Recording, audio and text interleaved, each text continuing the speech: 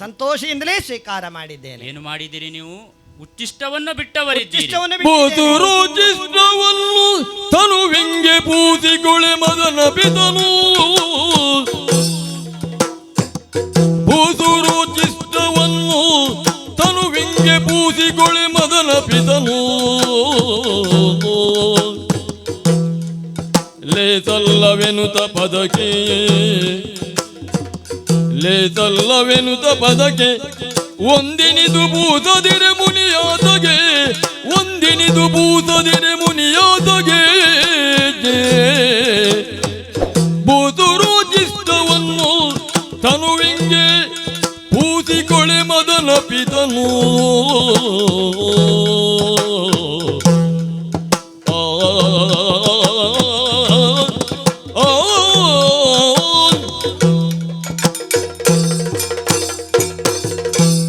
ಮುನಿಪತೆ ಕೃಷ್ಣ, ನಮ್ಮ ಊಟ ನಿಮಗೆ ಹಿಡಿಸಿದ ಅಂತ ಗೊತ್ತಿಲ್ಲ. ತುಂಬಾ ರುಚಿಗೆ ನಾನು ಹೇಳಿದೆ ಅಲ್ಲ, ಇಷ್ಟರವರೆಗೆ ನಾನೀಗ ಊಟ ಮಾಡಿದ್ದೇ ಇಲ್ಲ ಅಂತ. ಊಟ ಮಾಡ್ಲಿಕ್ಕೆ ಆಗ್ಲಿಲ್ಲ ನೋಡು, ಅಷ್ಟು ಒಳ್ಳೇದಾಗಿದೆ. ಉಚ್ಚಿಷ್ಟವನ್ನ ತಾವು ಉಳಿಸಿದವರಿದ್ದೀರಿ. ಹೌದು. ಮಹಾಪ್ರಸಾದ ಅಂತ ಅದನ್ನು ಸ್ವೀಕರಿಸಿಕೊಳ್ಳುವುದರ ಮೂಲಕವಾಗಿ ಪಾದವನ್ನ ಉಳಿದು ಶರೀರಕ್ಕೆಲ್ಲ ನಾ ಪೂಸಿಕೊಂಡವನಿದ್ದೇನೆ. ಬಹಳ ಸಂತೋಷ ಆಗ್ತಾ ಇದೆ ನಿನ್ನ ಆ ವರ್ತನೆಯಿಂದ.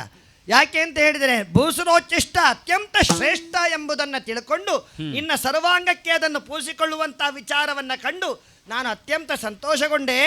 ಆದರೆ ಕೃಷ್ಣ, ಏನು ಮಾಡಿದೆ ನೀನು? ನುಡಿದ ಮೇಲೆ ಹರಿಯೇ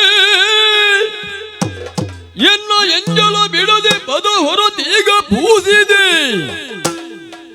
ಕಡೆಗೆ ನಿನಗವದಾನ ಪಾದದ ಮೂಲಕವೇ ಬಹುದು.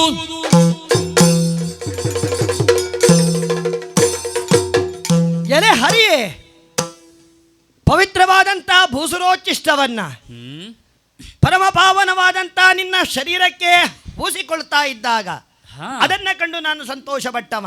ವಿಪ್ರೋಚ್ಚಿಷ್ಟ ಅತ್ಯಂತ ಶ್ರೇಷ್ಠ ಪರಮ ಪಾವನವಾದಂಥ ಮಂಗಲಮೂರ್ತಿಯ ನಿನ್ನ ಶರೀರಕ್ಕೆ ಆ ಪಾವನ ಪ್ರಸಾದವು ಪ್ರಾಪ್ತಿಯಾಯ್ತಲ್ಲ ಅಂತ ಆದಾಗ ತುಂಬಾ ಸಂತೋಷ ಪಟ್ಟೆ.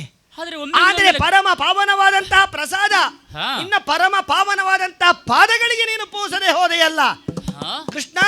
ಎಲ್ಲ ತಿಳಿದು ಪಾವನವಾದಂಥ ಆ ಪ್ರಸಾದಕ್ಕೆ ನಿನ್ನ ಪಾವನವಾದಂಥ ಪಾದಗಳು ಲಭ್ಯವಾಗದೆ ಹೋಗುವಂತೆ ಮಾಡಿದೆಯಲ್ಲ.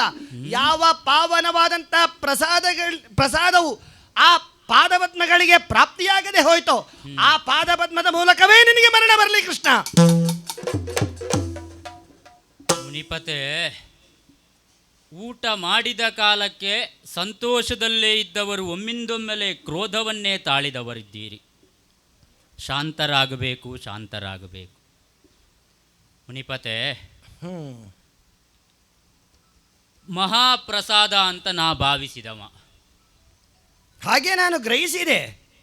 ನಮ್ಮಲ್ಲೂ ಒಂದು ಸಂಪ್ರದಾಯ ಎನ್ನುವಂಥದ್ದಿದೆ.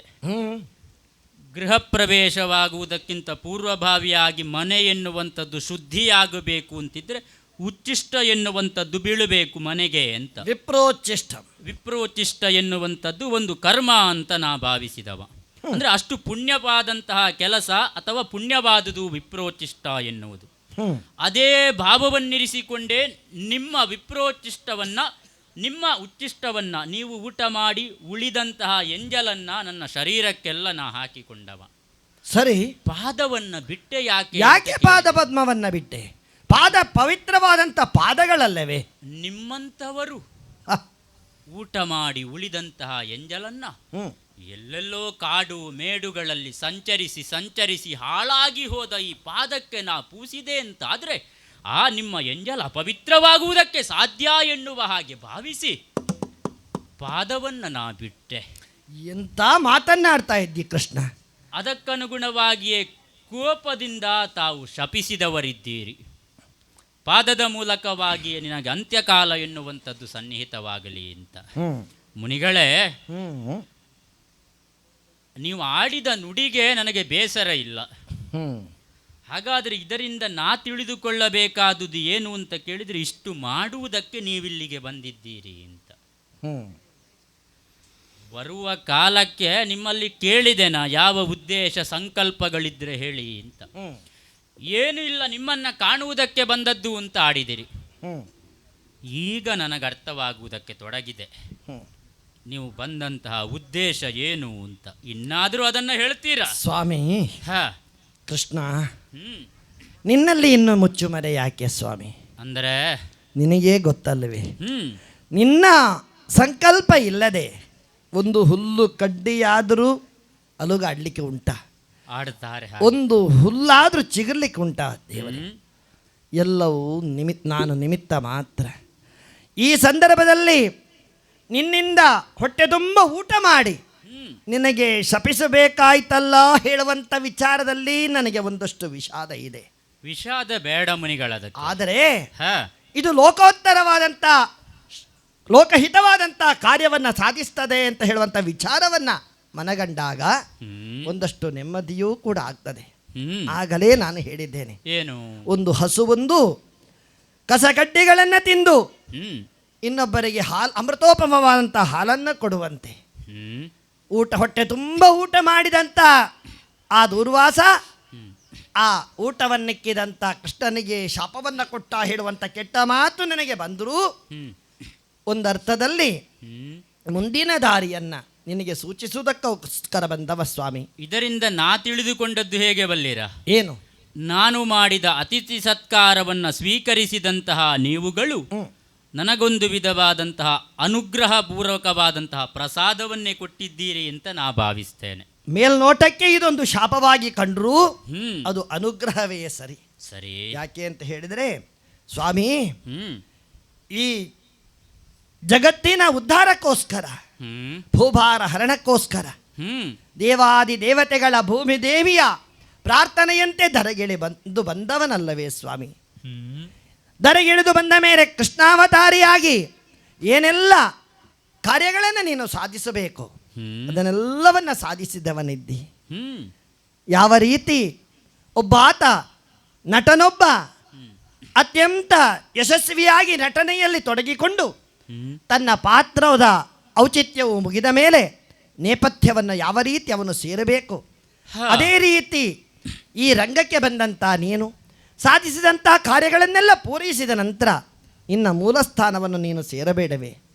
ಹಾ. ಆ ವಿಚಾರವಾಗಿ ನಿನ್ನನ್ನು ಎಚ್ಚರಿಸುವುದಕ್ಕೋಸ್ಕರ ಹಾಗಂತ ಹೇಳಿಕೊಂಡು ನಿನಗೆ ನಾನು ಬಂದ ಕೆಲಸ ಎಲ್ಲ ಆಯಿತು, ನಾನಿನ್ನು ಹೊರಡ್ತೇನೆ ಅಂತ ನೇರವಾಗಿ ನಿನಗೆ ಹೋಗಲಿಕ್ಕೆ ಸಾಧ್ಯವ ಕೃಷ್ಣ? ಅದಕ್ಕೂ ಒಂದು ನಿಮಿತ್ತ ಅನ್ನೋದು ಬೇಡವೇ? ಬೇಕೇ ಬೇಕು. ಆ ನಿಮಿತ್ತವನ್ನು ಕಲ್ಪಿಸುವುದಕ್ಕೋಸ್ಕರ ನಿನ್ನ ಪ್ರೇರಣೆಯಂತೆ ನಾನು ಬಂದವ ಸ್ವಾಮಿ. ಸರಿ. ಈ ಹಿಂದೆ ರಾಮಾವತಾರದಲ್ಲಿಯೂ ಕೂಡ ಹ್ಮ್. ನಿನ್ನ ನಿರ್ಯಾಣಕ್ಕಾಗಿ ಹ್ಮ್. ದಾರಿಯನ್ನು ಸುಗಮ ಮಾಡುವುದಕ್ಕೋಸ್ಕರ ಹ್ಮ್. ಅಲ್ಲಿಗೂ ನಾನು ಬಂದವನಿದ್ದೇನೆ. ಕೆಲವು ಪ್ರಸಂಗಗಳಲ್ಲೆಲ್ಲ ನೀವು ಬರ್ತೀರಿ. ಅದೇ ರೀತಿ ಈ ಕೃಷ್ಣಾವತಾರಿಯಾಗಿ ನೀನು ಬರಬೇಕಿದ್ರೂ ಕೂಡ ಹ್ಮ್. ಪೂರ್ವಭಾವಿಯಾಗಿ ಕುಂತಿಗೆ ವರವನ್ನು ಕೊಡುವುದರ ಮೂಲಕ ಹ್ಮ್. ಮುಂದೆ ನಿನ್ನ ಕೃಷ್ಣಾವತಾರದಲ್ಲಿ ಯಾವ ದುಷ್ಟರ ಶಿಕ್ಷೆಗಾಗಿ ನಿನ್ನ ಕೈಯಾಯುಧಗಳಾಗಿ ಪಾಂಡವರು ಜನಿಸಬೇಕೋ ಹ್ಮ್. ಆ ಕಾರ್ಯವನ್ನು ನಾನು ಮಾಡಿದವ ನೀನು ಅವತಾರಕ್ಕೆ ಬರುವ ಮೊದಲೇ. ಹಾ. ಆ ನಿಟ್ಟಿನಲ್ಲಿ ಕೃಷ್ಣ, ಹ್ಮ್. ನೀನು ಮಾಡಬೇಕಾದಂಥ ಕಾರ್ಯಗಳೆಲ್ಲ ಹ್ಮ್. ಈ ಭುವಿಯಲ್ಲಿ ಪೂರ್ತಿಯಾಗಿದೆ. ಸರಿ. ಇನ್ನು ಮುಂದೆ ನಿನ್ನ ಅವತಾರ ಸಮಾಪ್ತಿ ಆದ ಮೇಲೂ ಕೂಡ ಹ್ಮ್. ಜನರು ಯಾವ ರೀತಿಯಾಗಿ ಜೀವನವನ್ನು ರೂಢಿಸಿಕೊಳ್ಳಬೇಕು ಹೇಳುವಂಥ ವಿಚಾರವನ್ನು ಪವಿತ್ರವಾದಂಥ ಭಗವದ್ಗೀತೆಯ ಮೂಲಕವಾಗಿ ಲೋಕಕ್ಕೆ ಸಾರಿದವನೂ ಕೂಡ ಇದ್ದಿ ನೀನು. ಹ್ಮ್. ಆದ್ದರಿಂದ ಮುಂದೆ ಲೋಕವು ಕ್ಷೇಮವಾಗಿ ನಡೆಯುವುದು, ನೀನು ಮಾಡಿದಂಥ ಕಾರ್ಯ ಪೂರ್ತಿಯಾಯಿತು, ಇನ್ನು ನೀನು ನಿನ್ನ ಸ್ವಸ್ಥಾನಕ್ಕೆ ಗಮನವನ್ನು ಮಾಡಬೇಕು ಹೇಳುವಂಥ ವಿಚಾರವನ್ನು ನಿನ್ನಲ್ಲಿ ವಿನಮ್ರವಾಗಿ ನಾನು ವಿನಂತಿಸಿಕೊಳ್ತಾ ಇದ್ದೇನೆ ಕೃಷ್ಣ.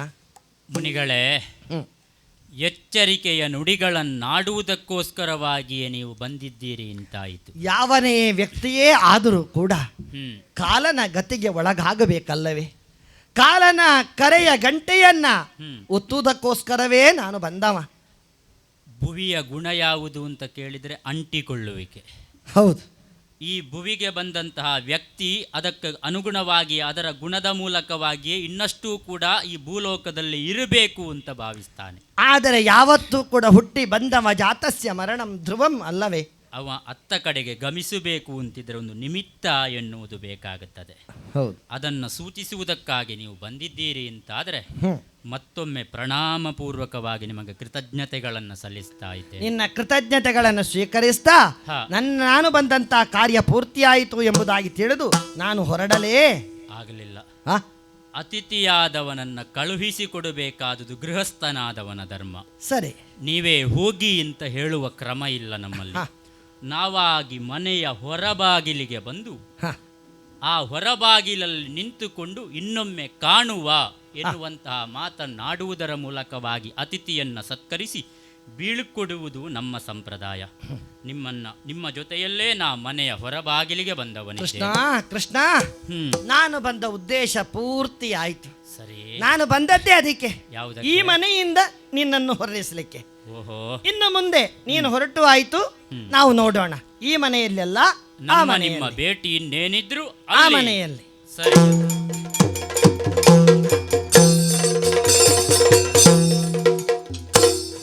ಇತ್ತ ಯೋಗೇಶ್ವರನು ಧರ್ಮವು ಪೃಥ್ವಿಯಲ್ಲಿ ನೆಲೆಗೊಳಿದಿ ಆ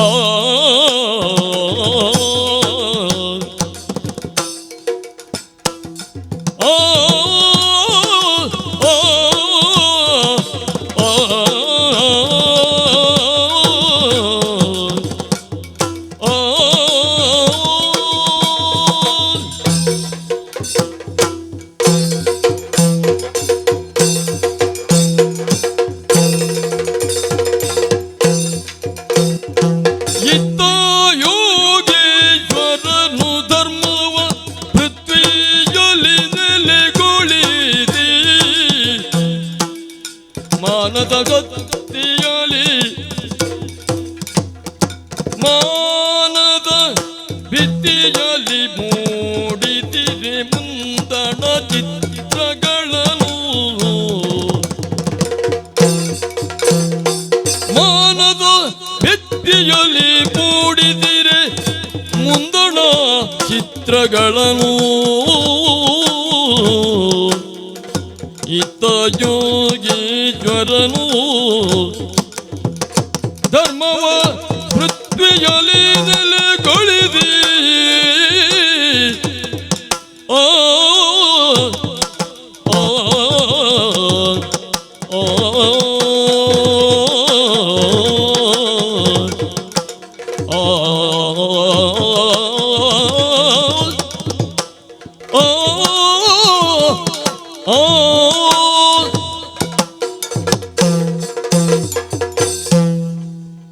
ಬಂದ ಉದ್ದೇಶವೆಲ್ಲವೂ ಈಡೇರಿಸಲ್ಪಟ್ಟಿದೆ ಎನ್ನುವಂತಹ ಭಾವ ನನ್ನನ್ನು ಆವರಿಸಿಕೊಳ್ಳುವುದಕ್ಕಾರಂಭಿಸಿದೆ.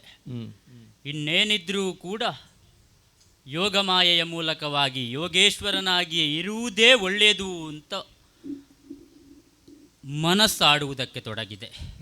ಯಾಕೆ? ಹೊರಗಿನ ಪ್ರಪಂಚದಲ್ಲಾಗುವಂತಹ ಎಲ್ಲ ಘಟನೆಗಳನ್ನು ಕಂಡು ನೋಡಿ ಜೀವನ ಎನ್ನುವಂಥದ್ದು ಇಷ್ಟೇ ಎನ್ನುವಂತಹ ಭಾವ ಆವರಿಸುವುದಕ್ಕೆ ತೊಡಗಿದೆ. ಹಾಗಾದರೆ ಗಮಿಸಬೇಕಾದಂತಹ ಗಮ್ಯವಾದಂತಹ ಸ್ಥಳವನ್ನು ಸೇರುವ ಕಾಲ ಕೂಡಿ ಬಂದಿದೆ ಅಂತಾಯಿತು. ದೂರ್ವಾಸ ಮಹಾಮುನಿಗಳು ನನ್ನಲ್ಲಿಗೆ ಬಂದರು ಅಂತಾದರೆ ಪುನರಪಿ ತಿರುಗಿ ಹೋಗುವಂತಹ ಸಮಯದಲ್ಲಿ ಆಗಬೇಕಾದಂತಹ ಘಟನೆಗಳಲ್ಲಾಗಿಯೇ ಆಗುತ್ತದೆ ಎನ್ನುವ ಹಾಗೆ ಚಿತ್ತ ಆಡುವುದಕ್ಕೆ ತೊಡಗಿದೆ. ಅದನ್ನೇ ಮನಸ್ಸಿನಲ್ಲಿ ಯೋಚಿಸುತ್ತಾ ಇರುವಾಗ ಯಾರದೂ ದೇವ ವಂದಿಸಿಕೊಂಡಿದ್ದೇನೆ. ಉದ್ದವ ಹೌದು ದೇವ. ಸದಾಕಾಲವೂ ಕೂಡ ಸಂತೋಷದಲ್ಲೇ ನನ್ನ ಬಳಿಗೆ ಆಗಮಿಸಿ ನಮಸ್ಕಾರವನ್ನ ಮಾಡುತ್ತಾ ಇದ್ದಂತಹ ನೀನಿಂದು ನಡುಗುವುದಕ್ಕೆ ತೊಡಗಿದ್ದಿ. ಏನಯ್ಯ, ಏನಾಗಿ ಹೋಯಿತು? ಲಾಲಿಬೂದ ದುರಹರ ಲಾಲಿಬೂ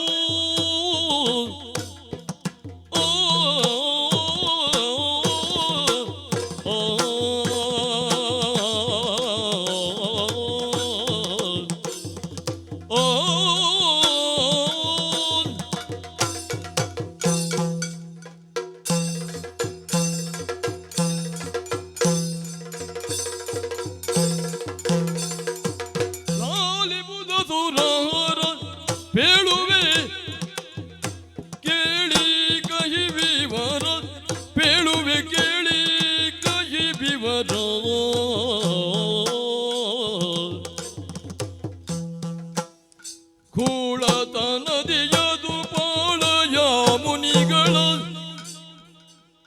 ಕೂಳದ ನದಿಯದು ಪಾಳಯ ಮುನಿಗಳ ಲೀಲೆಯ ನರಿಯದೆ ಹಾಳೆದಗಿದುದೇ.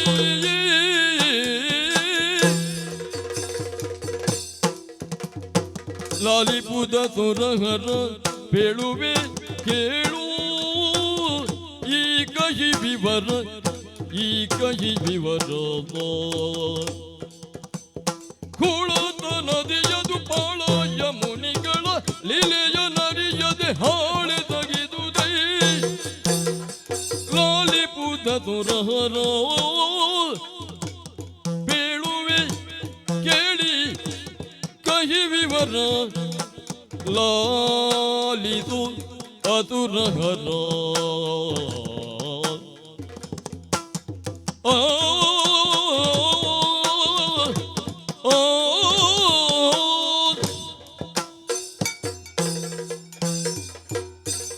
ದೇವ, ವಂದಿಸಿಕೊಂಡಿದ್ದೇನೆ. ಏಳಯ್ಯ. ಲಾಲಿಸಬೇಕು. ಯಾವುದನ್ನು? ಬಹಳಷ್ಟು ವಿಚಾರಗಳನ್ನು ಹೊತ್ತು ತಂದವನಿದ್ದೇನೆ.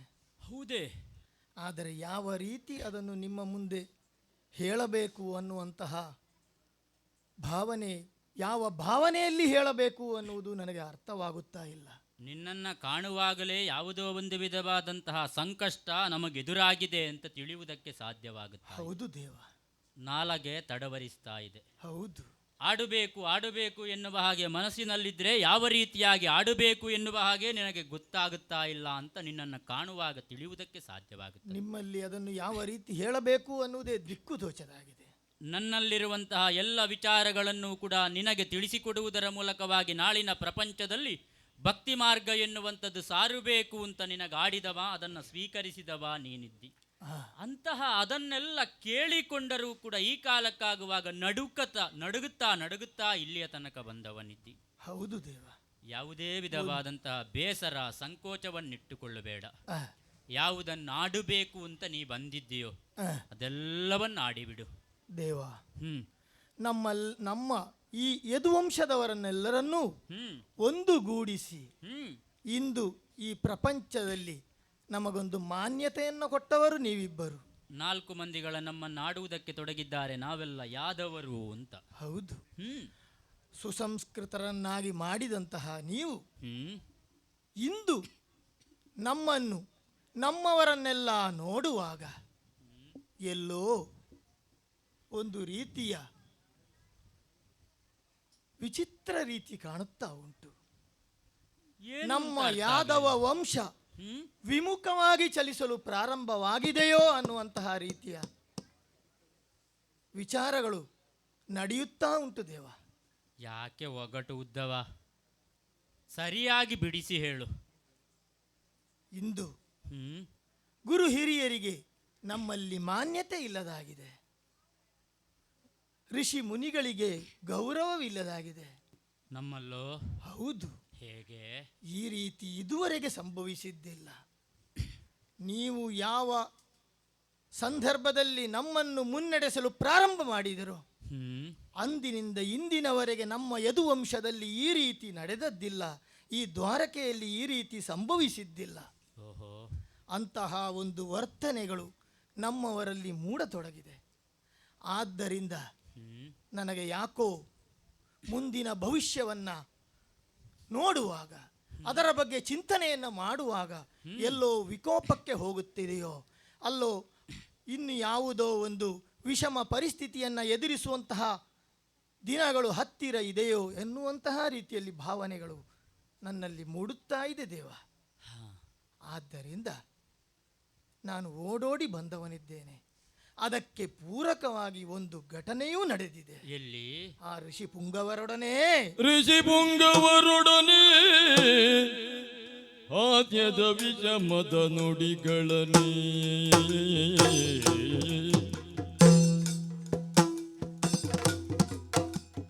ಋಷಿ ಪುಂಗವರೊಡನೆ ಹಾದ್ಯದ ವಿಷಮದ ನುಡಿಗಳನೇ, ಹಾದ್ಯದ ವಿಷಮದ ನುಡಿಗಳನೇ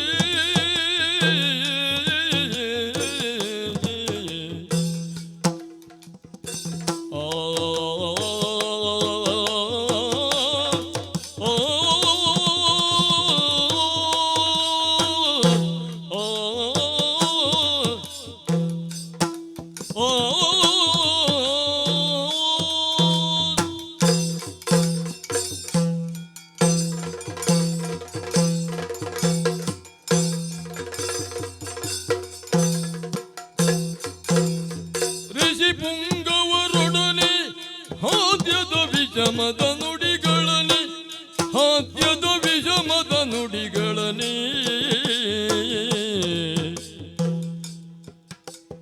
ಬಿಸಜಾಂಬಕ ತವ ಸೂನುಗಳಾಡಲು ಬಿಸಜಾಂಬಕ ತವ ಸೂನುಗಳಾಡಲು ಮೊದಲವ ಹಾಡಿದನು ಸಾಂಬನು ದ್ವಾಪದಿ ಮೊದಲವ ಹಾಡಿದನು ಸಾಂಬನು ಶಾಪದಿ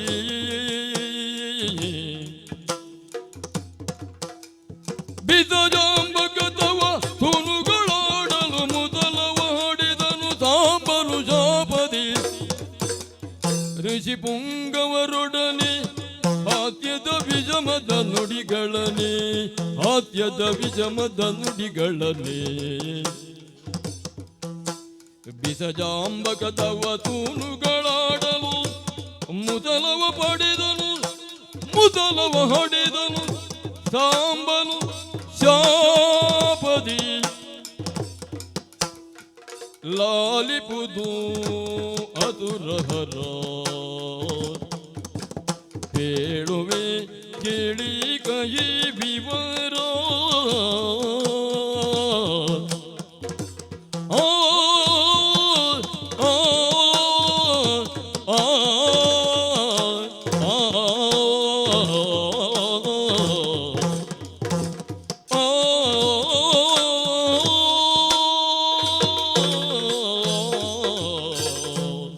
ದೇವ, ಉದ್ದವ.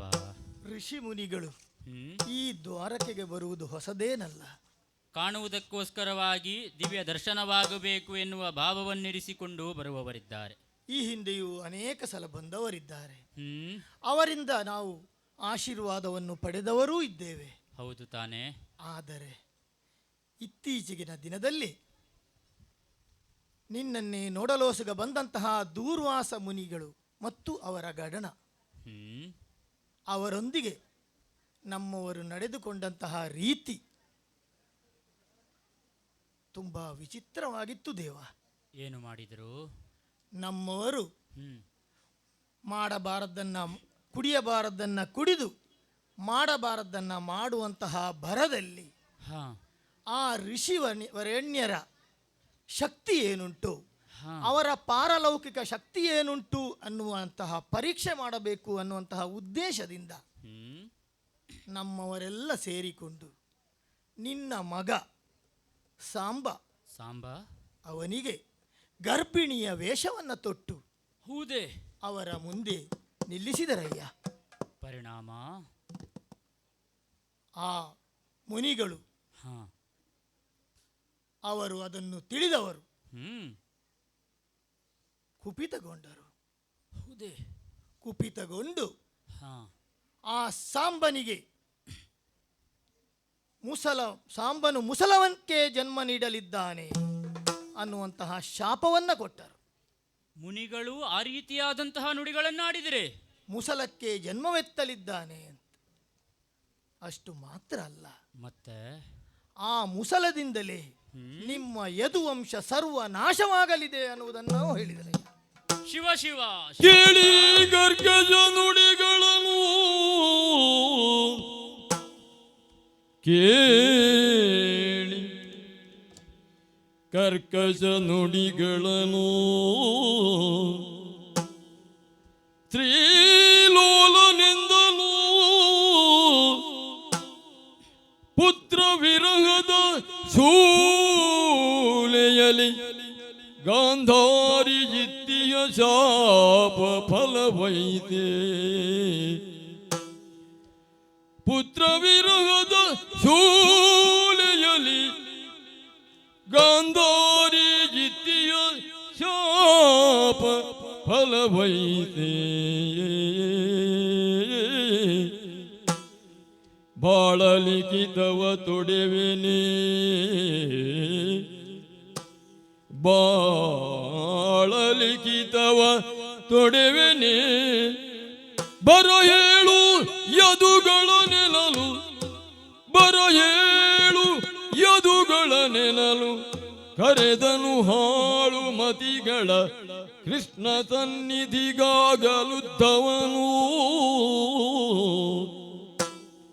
ಕರೆದನು ಹಾಳು ಮತಿಗಳ ಕೃಷ್ಣ ಸನ್ನಿಧಿಗಾಗ ಉದ್ಧವನು ಕೇಳಿ ಕರ್ಕಶ ನುಡಿಗಳನ್ನು ಶ್ರೀಲೋಲ ಎಂದನು. ಪುತ್ರ ವಿರಹದ ಶೂಲೆಯಲಿ ಗಾಂಧಾರಿ ಇತ್ಯಯ ಶಾಪ ಫಲವೈತೆ.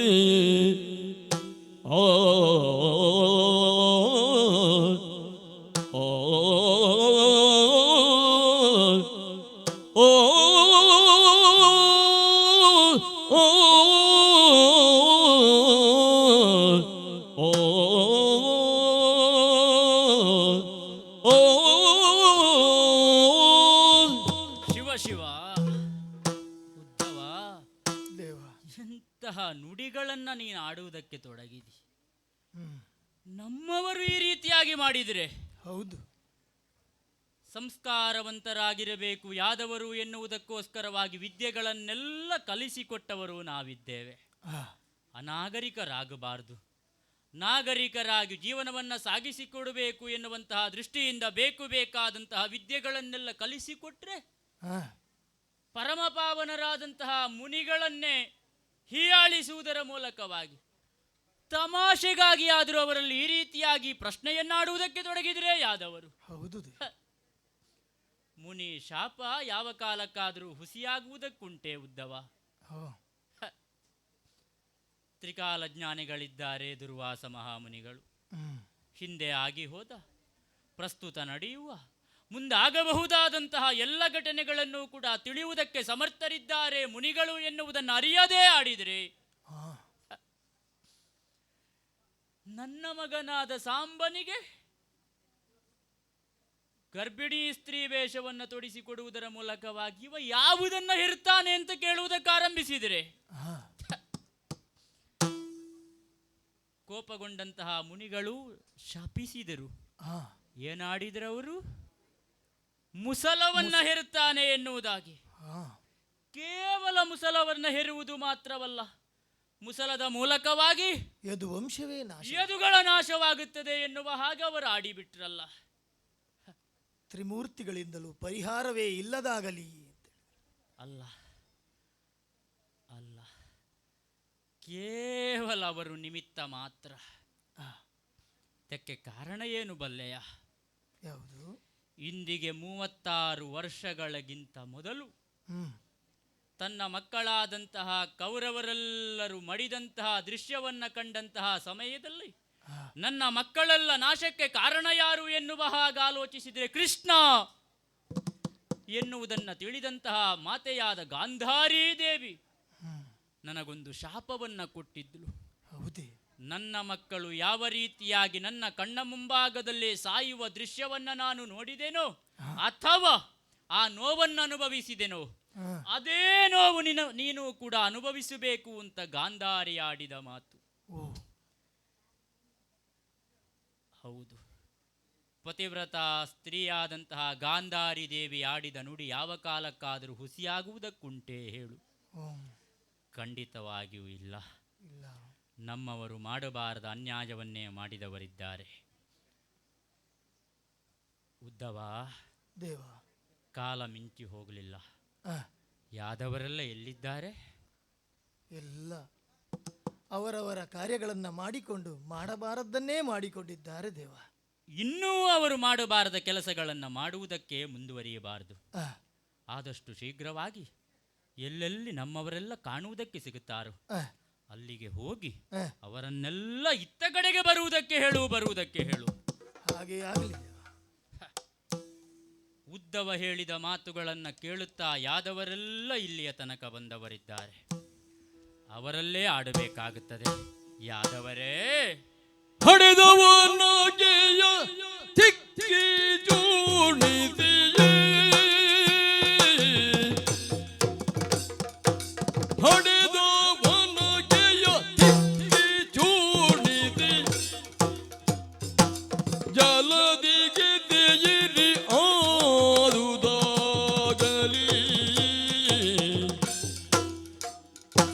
ಜಡ ಜಪ ಬರೆದಂತೆ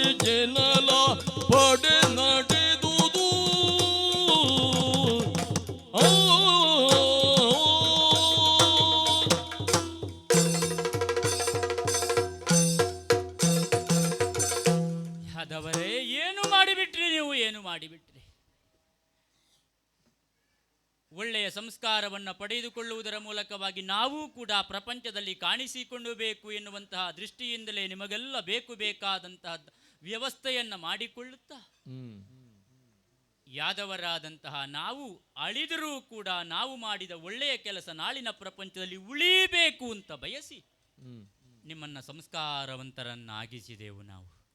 ಆದರೆ ಕೊನೆಯ ಕಾಲಕ್ಕಾಗುವಾಗ ಅಸಂಸ್ಕೃತರಾಗೆ ನೀವು ವರ್ತಿಸಿದಿರಲ್ಲ, ಯಾದವರೇ ವರ್ತಿಸಿದಿರಲ್ಲ. ಮುನಿಶಾಪ ಹುಸಿಯಾಯಿತೇ ಹೇಳಿ? ಇಲ್ಲ. ಸಾಂಬ ಯಾವುದನ್ನ ಪಡೆದ? ಲೋಹದ ಒನಕೆಯನ್ನ ಪಡೆದ. ಅದನ್ನೇ ನೀವು ಹಿಡಿದುಕೊಂಡು ಬಂದು ನನ್ನ ಮುಂಭಾಗದಲ್ಲಿ ತೋರಿಸುವುದಕ್ಕೆ ತೊಡಗಿದಿರಿ. ಇದನ್ನೇನು ಮಾಡಬೇಕು ಅಂತ ಕೇಳುತ್ತಾ ಇದ್ದೀರಿ. ಮುನಿಗಳಾಡಿದ ನುಡಿ ಹುಸಿಯಾಗಬಹುದು ಅಂತ ನೀವು ಭಾವಿಸಿದ್ರೆ, ಗಂಡಾದರೂ ಸ್ತ್ರೀವೇಷವನ್ನ ಧರಿಸಿದಂತಹ ಸಾಂಬ ಹೆತ್ತವನಿದ್ದಾನೆ. ಇದಲ್ವೇ ಈ ಯುಗದ ವಿಪರ್ಯಾಸ? ಅಧರ್ಮವೇ ಹೆಚ್ಚಾಗುವ ಕಾಲಕ್ಕೆ ಆಗಬಾರದ್ದೆಲ್ಲ ಆಗುತ್ತದೆ ಅಂತ ಈ ಲೋಕದಲ್ಲಿ ತೋರಿಸಿಕೊಟ್ಟವರಿದ್ದೀರಿ ನೀವು. ಪಡೆದಂತಹ ಒನಕೆಯನ್ನ ಏನು ಮಾಡುವುದು?